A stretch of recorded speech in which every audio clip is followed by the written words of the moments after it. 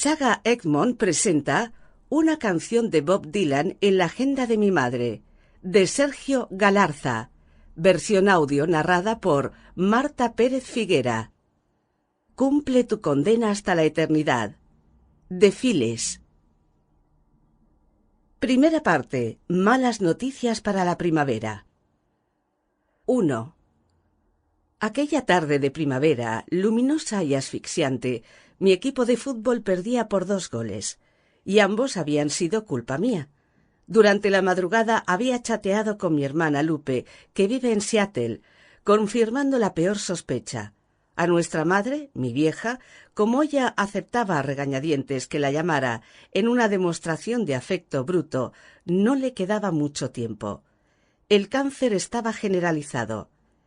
Y generalizado significaba que se había extendido hacia otros órganos del cuerpo, lo que se llama metástasis, sinónimo de fin. Un montón de pensamientos cruzaban por mi cabeza, pero se me escapaban como los balones que llegaban a mis pies. Me gobernaba la impotencia de no tener el control dentro y fuera de la cancha, o donde diablos estuviera, porque en ese momento todo me parecía tan irreal, vaporoso, como si me hubiera quedado atrapado en el entresueño. Tenía la impresión de correr en cámara lenta.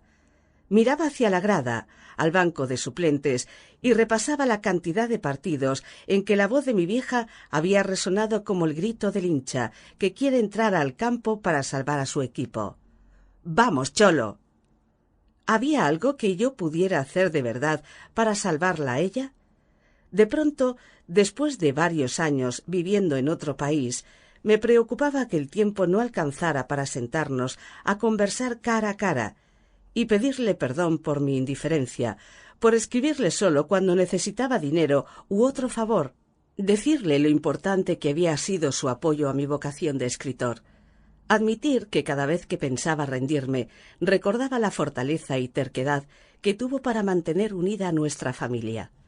Confesarle que esos cortes en el brazo me los hice yo mismo una noche de tantas en la que perdí la cabeza y que al regresar a la realidad lo primero que pensé fue cómo ocultaría mi traición a sus enseñanzas.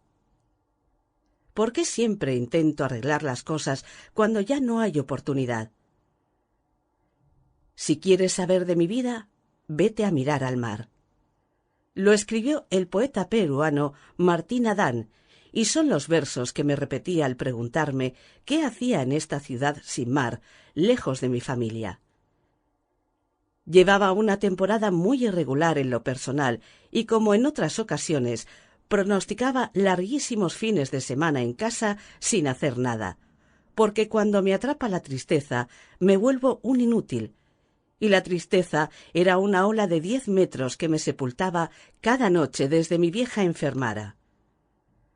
A mi vieja también le sepultaba la tristeza cuando descubría mis mentiras y se veía obligada a dar la cara en el colegio por mis malas notas o alguna pelea. No hay nada oculto bajo el sol.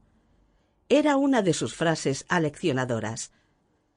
Ella esperaba que le contara todo sin temor a un castigo, que siguiera siendo aquel niño de 8 años con peinado en forma de canasta que le confesó en la piscina del Club Chama que le gustaban 2 hermanas, pero no se decidía por ninguna.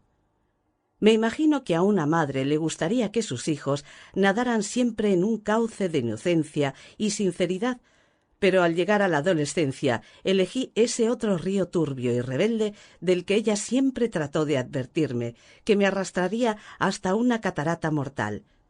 En ese río se ahogaban los fumones del barrio que zanganeaban el día entero. Su base de operaciones era la cancha de Fulbito, al lado de la parroquia del barrio. Yo los conocía de vista y con alguno había peloteado. En mi familia había una fijación extrema con la droga que yo no llegaba a comprender de qué pasado nacía.